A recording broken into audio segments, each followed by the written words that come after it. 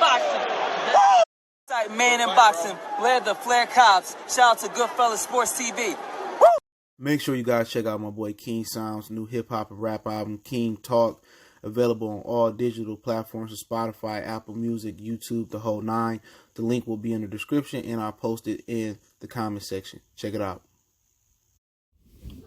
All right, let's talk a little bit about boxing, short video. I don't do a lot of short boxing videos, man. Why Keith Thurman and Marcos Maidana didn't happen. I don't think a lot of people remember this.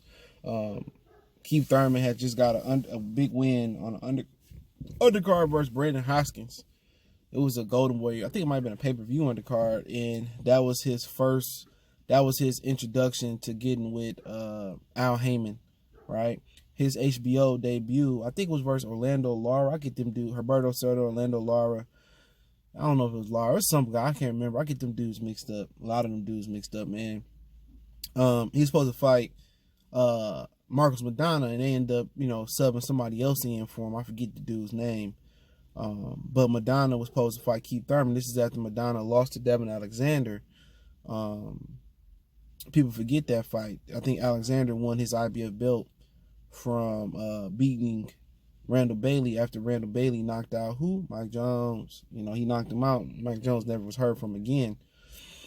And then, Maidana joined Robert Garcia Boxing Gym Academy, and, basically, he was supposed to fight Keith Thurman at 147. And they said no. He turned it down. He ducked the fade with Keith Thurman. And it ended up being one of the best decisions of Marcos Maidana's career, because they felt that Marcos Maidana wasn't ready to the point where Robert Garcia had him ready for that type of fight. And remember, Keith Thurman was an unknown fighter, to the public. I'm pretty sure Robert Garcia and them knew him from the amateurs, but he hadn't been on national television. That was his first national television fight. So imagine, coming into, HBO and your first fight being Marcos Maidana, a guy who had a tough fight with Eric Morales at that point, had a tough fight with Amir Khan, tough fight with Victor Ortiz. He had a tough fight with Devin Alexander. I think he had a lot of tough fights to that point, man. And remember, I think Maidana started off at 135 pounds, and Keith Thurman was coming down from 54 to 47. Keith Thurman first 10 or 15 or 13 fights in his career was at 154 pounds.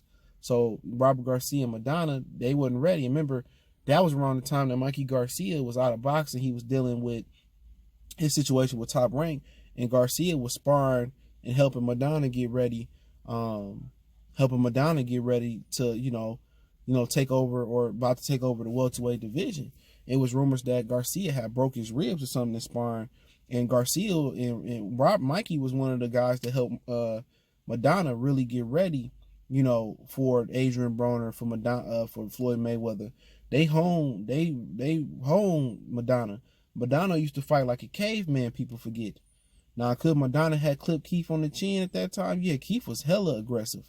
You know what I'm saying? At that point, that wasn't the Keith Thurman y'all see now, the safety first training wheels Keith Thurman. That was Keith Thurman was spitting hot fire. Dylan. That was that Keith Thurman. And Maidana could have caught him, but they didn't feel like Maidana had enough skills to fight this unknown fighter to the public. And had Maidana lost to Keith Thurman, then he never would have got an opportunity to get that money with Adrian, get that money with Floyd twice, and retire from the sport of boxing. So it was a good move. It was a good duck for him. Keith Thurman didn't bring really nothing to the table at all at that point, man. And you fighting a dude that's a natural 154 pounder. You just came up to 47 a few fights ago. You start off at 135.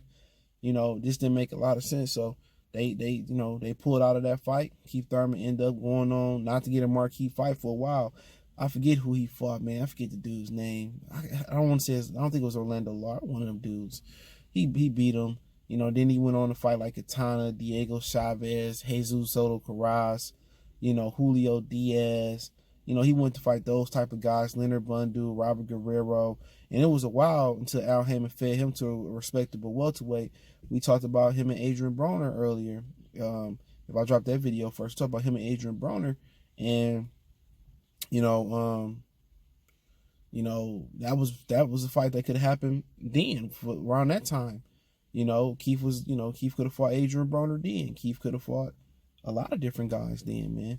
You know, but when he didn't get Maidana on his resume, it took a long time to get a marquee name on this resume. And the same thing that Earl Spence had went through. They paid him a ton of money to fight a whole bunch of nobodies, and it stopped his development. It stopped his maturation process. It stunted it, excuse me. But eventually he got Sean and Daddy in the ring, made a lot of money. And, you know, that's what happened. Maidana went on to still probably make more money than Keith Thurman made in his career, fucking with Floyd and beating up Adrian Broner. He was able to step away from the game for what, 5-6 years? So, you know, so it ended up being a great move by Maidana. So don't say all good ducks ain't good ducks. Anybody want to sit here, even the hardcore Keith Thurman fan, and say that was, you know, oh, Maidana was a hoe. A lot of people don't remember that because a lot of you niggas didn't watch boxing back then. And I you can tell. But hey, let me know what you guys think. Don't forget me on Facebook, Instagram, Twitter. Once again, want to reach out to the email. I mean, that's no longer there. It's just social media. We got a business inquiry, sponsorship, video request, or you just want to chop it up, want to make a donation to the channel, Cash App, PayPal in the description. Appreciate the love, support. Best way to donate, share the video. We gone.